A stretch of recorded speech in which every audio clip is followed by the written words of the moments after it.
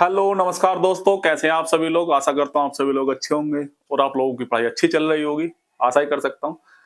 बाकी आप लोगों को पता है कि आप लोगों का एग्जाम पास में ही है, ठीक है। तो आप मेहनत करते रहिए और यूपीएससी वाले भी थोड़ा सा हो जाइए अलर्ट। और थोड़ा सा हमारी वीडियो को थोड़ा सा लाइक वाइक कर दिया करो और भैया शेयर वेयर भी कर दो, ठीक है, जिससे कि ज्यादातर लोगों को पहुंच पाए। तो देखिए हम शुरू करते हैं बायोलॉजी। तो अफीम प्राप्त किया जाता है तो बिना पके फल के लैक्टस से। ये मैंने आपको पहले भी लिखा चुका हूं कि बिना पके फल के लैक्टस से अफीम प्राप्त किया जाता है। समुद्री खरपतवार किसका महत्वपूर्ण स्रोत होती है? तो समुद्री खरपतवार आयोडीन का प्रमुख स्रोत होती है।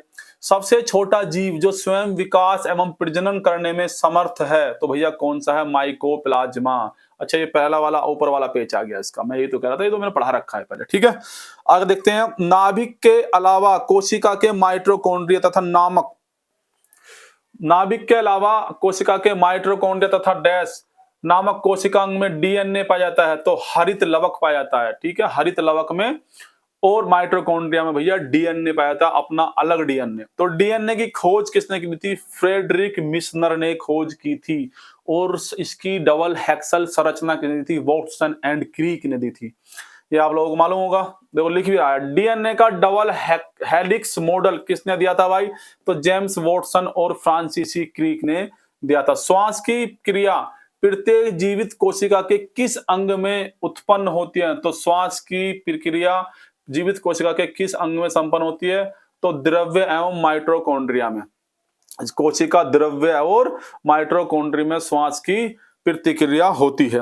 कोशिका का श्वसनांग या पावर हाउस कहा जाता है किसको? माइटोकॉन्ड्रिया को। तो कोशिका का श्वसनांग या पावर हाउस माइटोकॉन्ड्रिया कहा जाता है।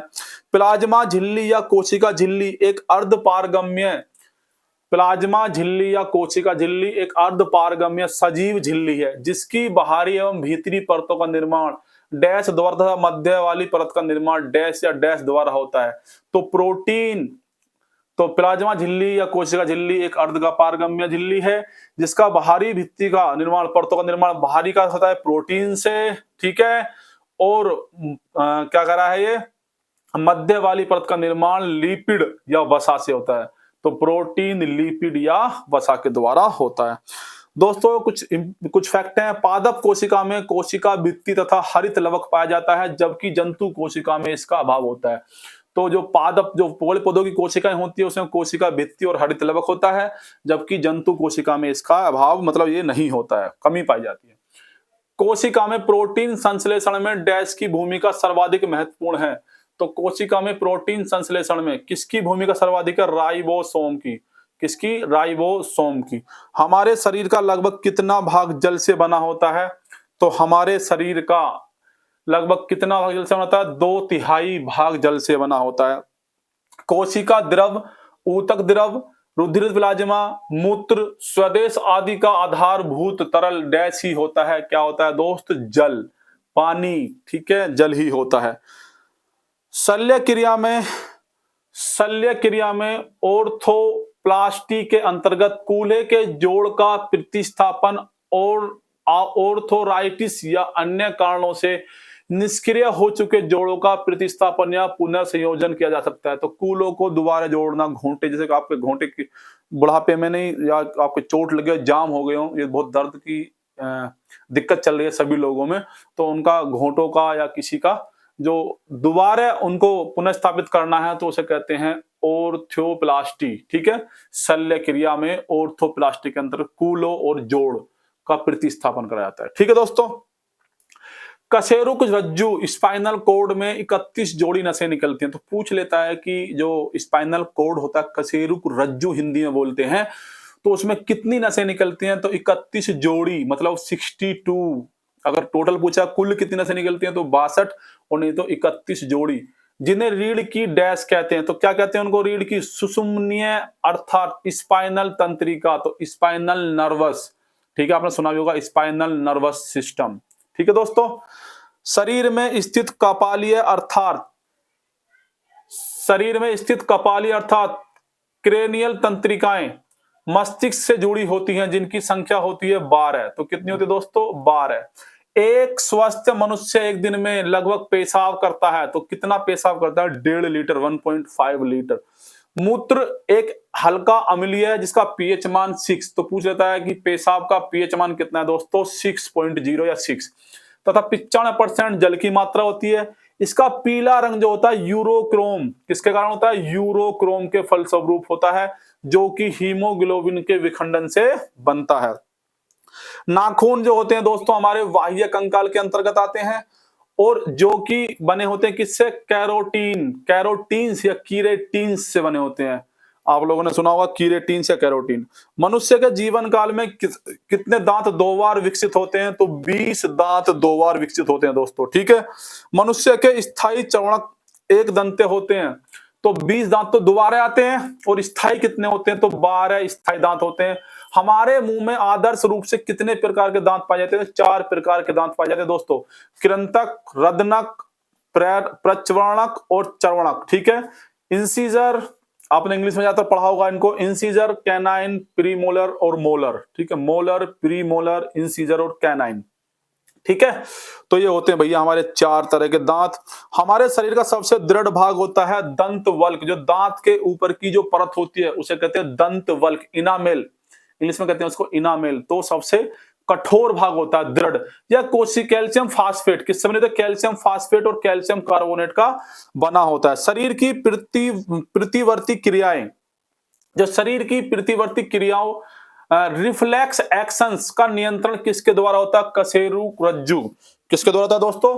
कशेरुक रज्जु के द्वारा होता है, स्पाइनल कोड के द्वारा होता है। निषेचन की क्रिया होती है, तो निषेचन की क्रिया जो हम शायद जो मिक्स क्वेश्चन मैंने अभी आज की क्लास कराई है तो उसमें है, तो निषेचन की क्रिया कहां होती है? अंडवाहिनी, गर्भाशय नाल, ठीक है।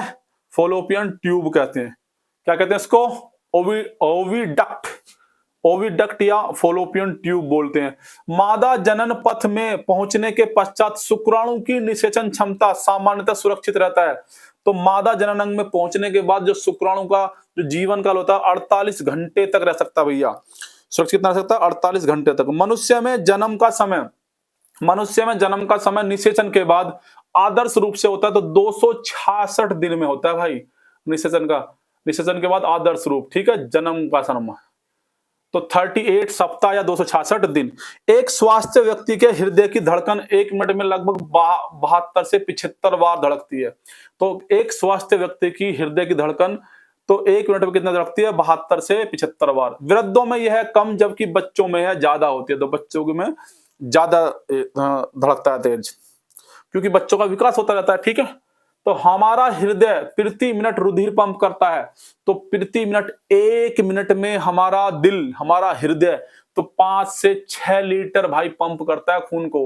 हृदय में ऐसी कोशिकाएं जो विद्युतीय तरंग उत्पन्न करती हैं, मतलब हमारे हार्ट में, हमारे दिल में, हमारे हृदय में ऐसी कौन सी कोशिकाएं हैं जो विद्युत तरंग उत्पन्न करती हैं दोस्तों? तो पेस मेकर कोशिकाएं।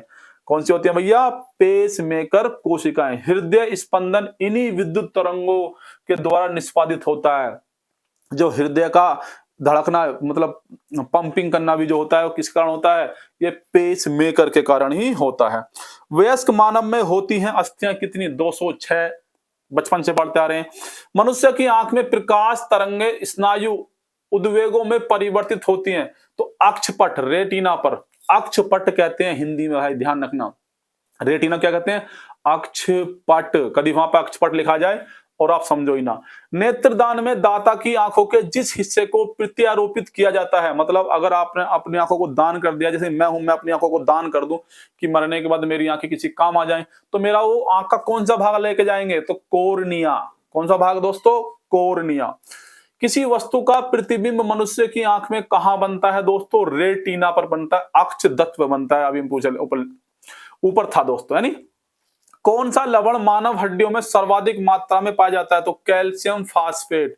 तो कैल्शियम फास्फेट मानव हड्डियों में सर्वाधिक पाया जाता है। तो बीएमडी परीक्षण का पूरा रूप है बोन मिनरल डेंसिटी। तो बीएमडी का पूर्ण रूप क्या है? Bone mineral density. मानव शरीर का तापमान, तो तापमान बताएंगे दोस्तों, मानव शरीर का तापमान कितना होता है? तो न ही जाड़ों में घटता है और न ही गर्मियों में बढ़ता है। ठीक है, ये पूछा नहीं है कितना होता है, 98 डिग्री फ़ारेनहाइट होता है, तो आपको पता होगा। वो नहीं पूछा, वो कह रहा है कि मानव शरीर का तापमान न ही जाड़ों में घटता है और न ही गर्मियों में बढ़ता है। ठीक है?